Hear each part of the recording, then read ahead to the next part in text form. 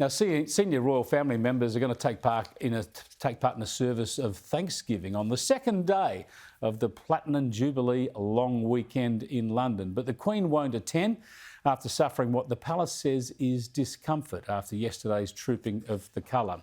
Sky News correspondent Annelise Nielsen, she always gets the tough jobs. She joins us now live from St Paul's Cathedral in London. Good to talk to you, Annelise. It must be fantastic to be there for all the pomp and circumstance, of course, but a little slice of history unfolding before your eyes.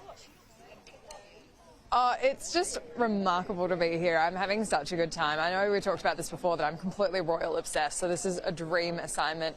And this is an historic weekend. So many of the people we've spoken to who've travelled here have said this is never going to happen again in our lifetimes, that you have a monarch who's served for 70 years, but she's such an integral part of the British identity that people really want to pay their respects while they still can. And this is why yesterday was so important, that balcony appearance.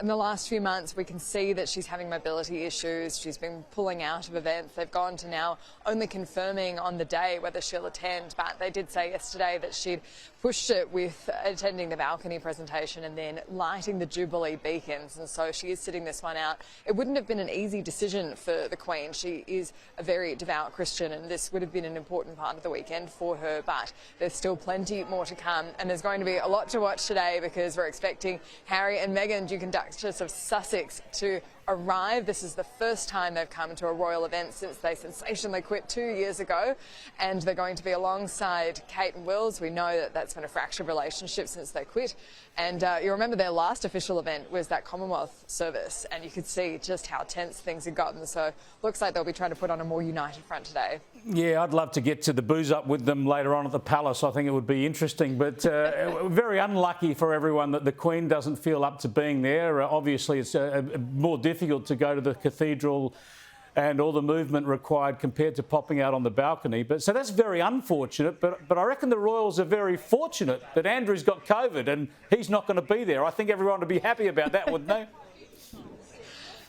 Oh, look, the timing is a little suspicious, isn't it? It does seem like, oh, yeah, I got COVID. Oops, can't come, because he was another issue that they had to deal with, not just the Sussexes. He wasn't supposed to be on the balcony yesterday. They said working royals only, and that was, I think everyone could acknowledge, pretty convenient.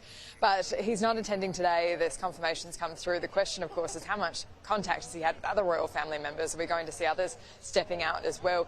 And it's kind of interesting. Right now in the UK, there's no COVID restrictions anywhere. There's this huge sense that they've moved on. They had a very tough few years, and that's why this is such a big celebration as well. It's the first time unity in the community, return to normality, gatherings being encouraged. They're expecting 10 million people to take part in these long lunches on Sunday as the final piece of the Platinum Jubilee long weekend. And it's going to be just amazing to see how that all happens. It's going to be a record-break attempt at Windsor Castle for the longest lunch.